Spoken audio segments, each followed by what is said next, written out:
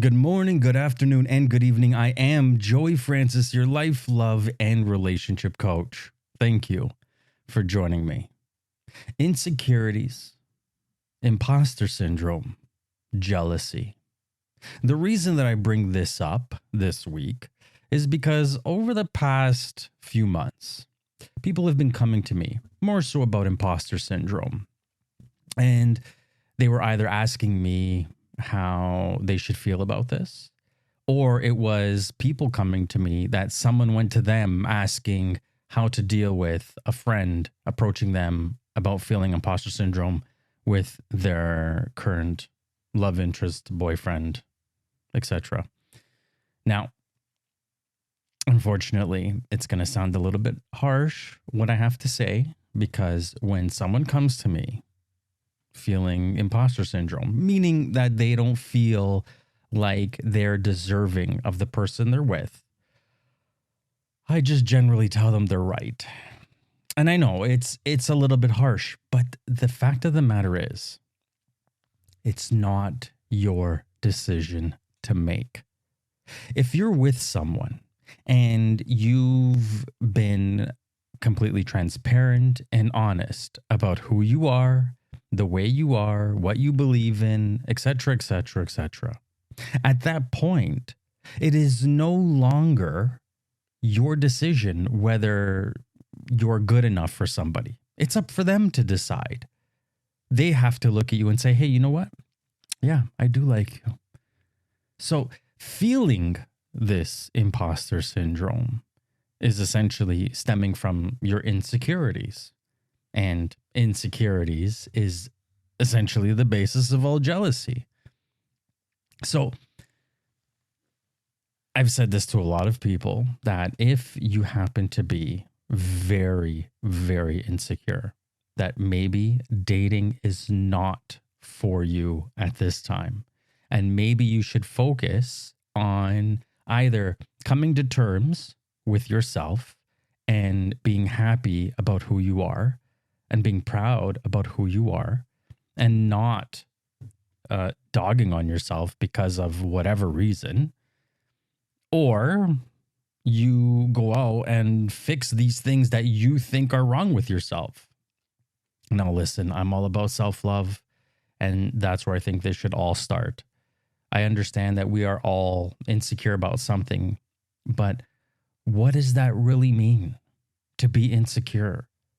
Essentially, it's how we think other people are going to perceive us for a specific reason. You know, some people, like guys, with their height, as we've talked about before. Women, maybe with their weight, and maybe their height too. Who knows? Hair, beard, skin color. And I mean, like, you know, the whole I'm too white, I need to tan type of deal. There's a lot of reasons why people are insecure. But again, it's being insecure is about what other people think about you, not necessarily what you think about yourself. So if you come to terms with yourself and love yourself for the person that you are, then you won't necessarily feel that imposter syndrome anymore. Because anybody that is with you, you will believe that they with you because they appreciate you for who you are. They love you or like you for who you are. And then that ugly J word doesn't show its head. Now, see, here's the thing. So many people believe that jealousy is healthy in a relationship. I'm not one of them. Jealousy is not healthy in a relationship.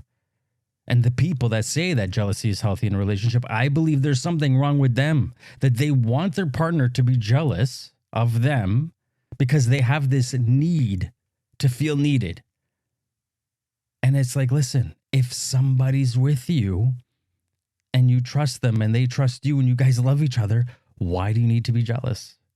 What's the purpose? Where's the benefit? Because things in a relationship should only benefit. Where's the benefit of jealousy? There is no benefit of jealousy. And here's my explanation for that. Okay. Now think about this. If we're in business or are, just entering into the world of business Or maybe we have our own product or service that we want to sell to people. We have to network, right? So we go out to networking events and industry events and parties and so forth and so on. And what do? We plant a seed into people's heads. Hey, maybe you don't need this right now, but you're going to need this in the future. And when you do, maybe just think about me. And we're just planting this seed into people's heads so that it grows into a tree that bears fruit. And that fruit is that person coming to us, buying our service or a product, etc., etc. It works the other way too. So if we get into a relationship, right? New, it's fresh. Maybe we're a little jealous. We're planting a seed in our own head. Do you see where I'm going with this now? We're planting a seed, whether it's in our own head or in their head, because we want people to be jealous, right? And that seed over time is going to grow. So now something that started out as being little and insignificant, like I'm just a little bit jealous, it's not a big deal. Well, months, years later, now it is a big deal.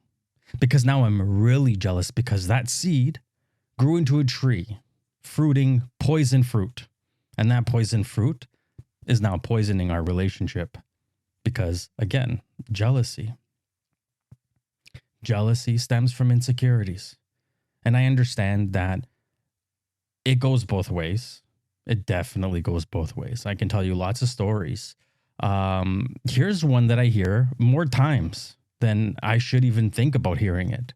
And I think I've mentioned it in a different episode of the podcast where women are dating divorced men who have kids and have a fairly decent relationship with the kid's mother. Now, he's not planning on cheating with the girl he's dating with his ex-wife.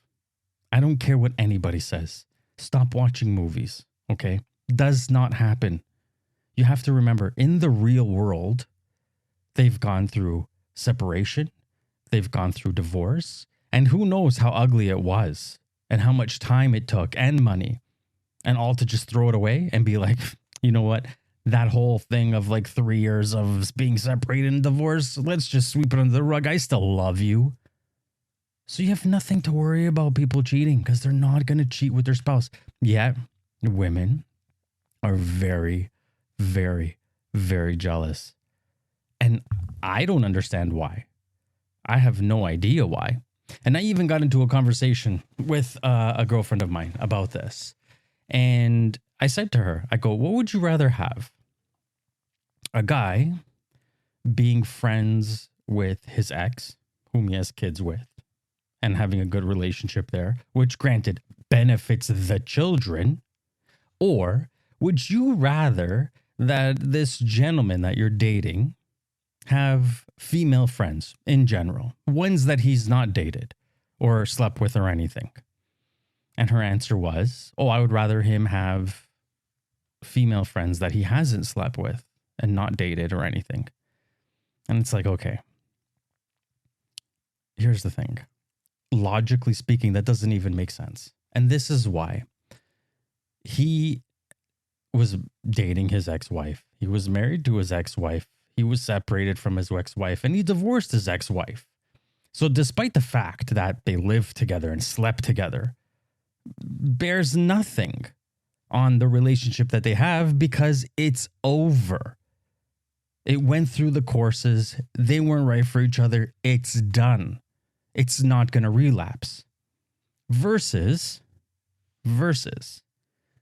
a girl who he's never dated and never slept with. So for all you know, there could be something there. Maybe he's oblivious to it because, let's be honest, sometimes guys are oblivious to things. And I'm not saying that it's guys that are oblivious. It's just women and their poor communication. But they're oblivious, right? And now this guy starts dating you. Now this girl gets jealous because she's hoping the whole time, like, hey, hopefully he'll notice me. Maybe he'll want to go out with me. And now that you're around, she turns it up to 11. The hints, the ooh, I dropped something, bending over in front of him, or being overly flirty with him all of a sudden. Granted, he's probably still not going to notice, and he's probably still not going to care. But over those two situations, which one is more likely to interrupt your relationship with him? He doesn't even need to cheat on you for this to become a problem, because she could be bad mouthing you. She could literally put her hands on him. And you, the female in this scenario, you have no idea what's going on, because he's probably not going to tell you, right? And then if you do see something off, you might say something to him like, hey, I think your girlfriend there, she's being a little too friendly with you. And he's going to be like, yeah, but we've been friends forever. Nothing happened. And in more cases than not, if I was going to date one of my girlfriends, I would have done it by now. I wasn't waiting for you to then cheat on you with one of them. That's logically speaking. Does it happen? Of course it does happen, but it's so rare. It's just that we see it on either Instagram or other social media, or we see it in TV and movies, and we think, oh, this must be what always happens. And granted, it's not. It's the outlier. It very rarely happens that way. But I digress. This girl might be purposely trying to interrupt your relationship with him. She might be bad-mouthing you behind your back. Oh, I don't like the way she talks to this guy. Do you think that she's cheating on you? And that's it, again, planting that seed. Just starting that tree of doubt to grow. See, the ex-wife, she ain't going to do any of that shit. The ex-wife, she might badmouth you, but he's not going to care, because he's already had his war with her. They've already gone through it. Her opinion does not matter. Unless it has to do with the kids, her opinion is not going to matter. And this is my point. People being friends with their exes, right? I understand.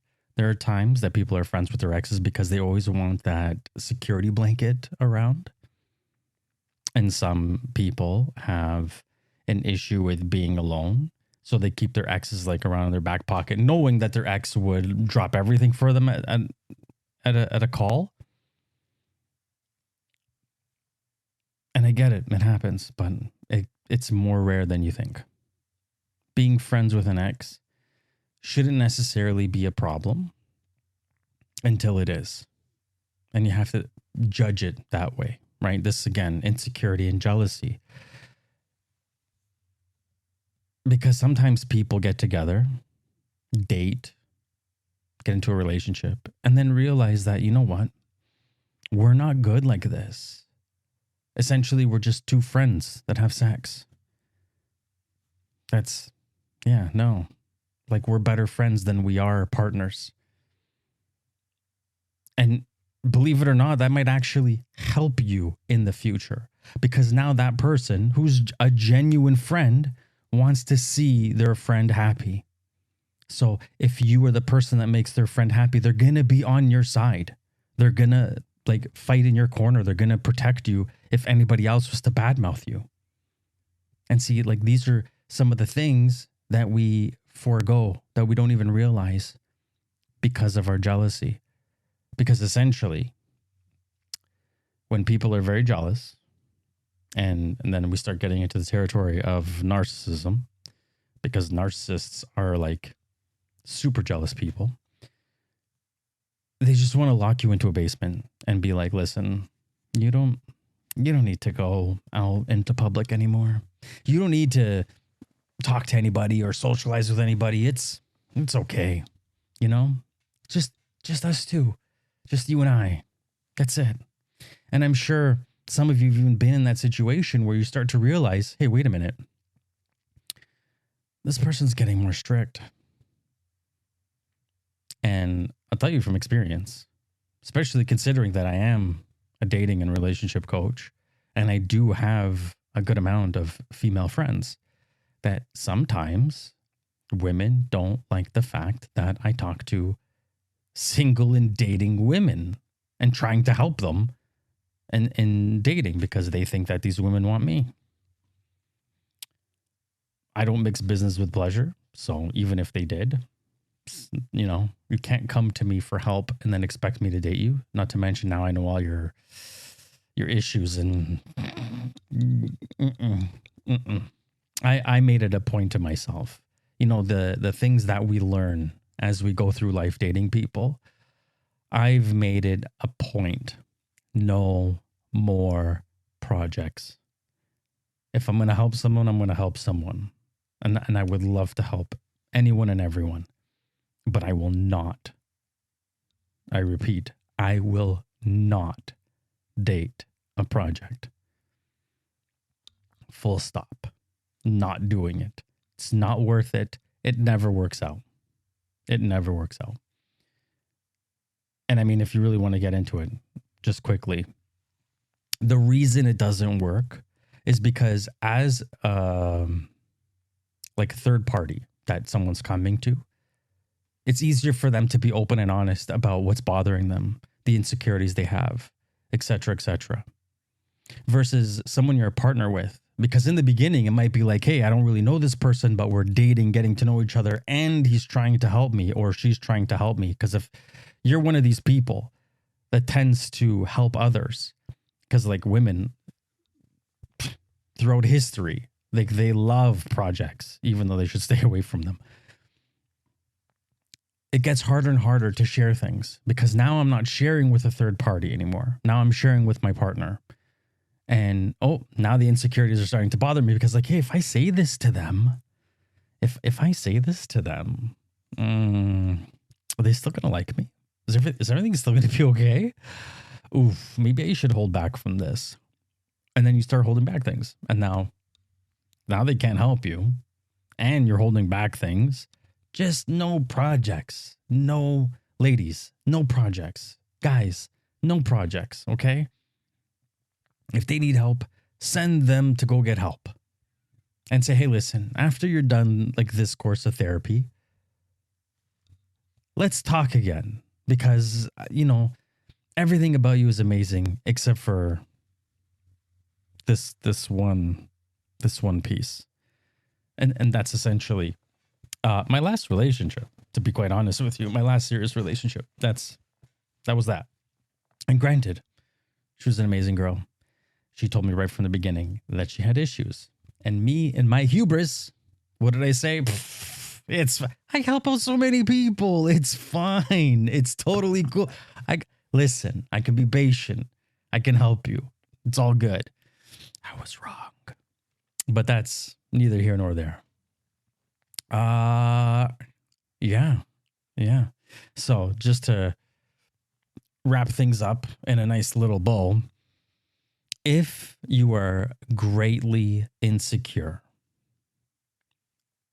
don't date. Either go to therapy, get help, come to terms with your insecurities, love yourself, be okay with yourself. And then because insecurities lead to imposter syndrome, where you start to think, hey, maybe this person is too good for me. Maybe I don't deserve them. Because then you start thinking, oh, wait a minute. If they're too good for me, they're going to go out there. They're going to find someone better than me. Oh no, what do? I don't want that because I want to keep them even though they're too good for me. Shoot. What do? That's where the jealousy starts happening. And then you want to, let's just lock you in the basement. You don't need to see anybody or talk to anybody out there. Let's just lock you in the basement. You're just for me. All right. So if you have insecurities or you're already in something and you have this feeling of imposter syndrome, remember, you don't get to decide who likes you. All you get to do is be yourself. Put yourself out there in a honest and transparent manner.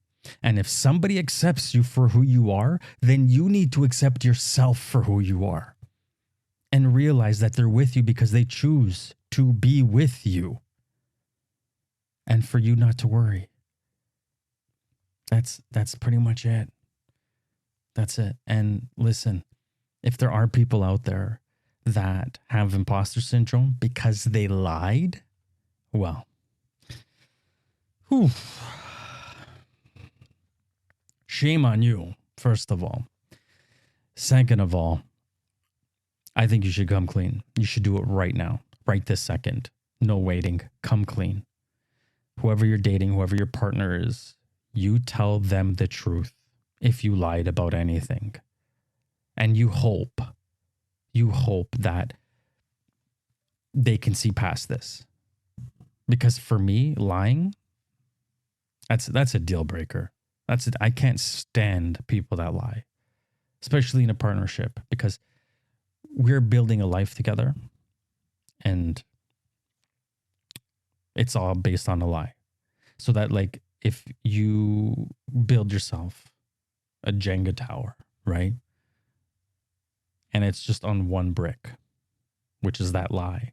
And then you pull that brick, that tower is going to fall. So your whole entire life is built on that lie. And I know of lives that have literally been built up very largely, years, based on a lie. And that when that lie came out as the truth, everything came crashing down. World's end for people because of this. So if you're with someone, and I don't even care if you have imposter syndrome, if you're with someone based on a lie, you take them right now and you come clean. Don't do it. Don't do it to yourself. Don't do it to someone else, because it's going to eat at you. If you have a conscience, then again, you might be a narcissist and you'll be completely fine with it for the rest of your life. In that case, you shouldn't be with anybody anyways, but still, come clean. Do the right thing. You need to do better. I love that guy. Joyce Wool. All right. Thank you so much for listening to me. I hope you made it to the end, and I hope you're enjoying this. I'm enjoying making them. I wish you the most wonderful weekend that you could have. And if by any chance you want to contact me with a story or an idea or something you want me to talk about or comment about, you can visit me at joyfrancis.com, joyfrances.com. And there you can find links to the YouTube page, because this is a YouTube show, as well as a podcast. So if you want to change it from YouTube to Spotify or Apple Music, you can do that there.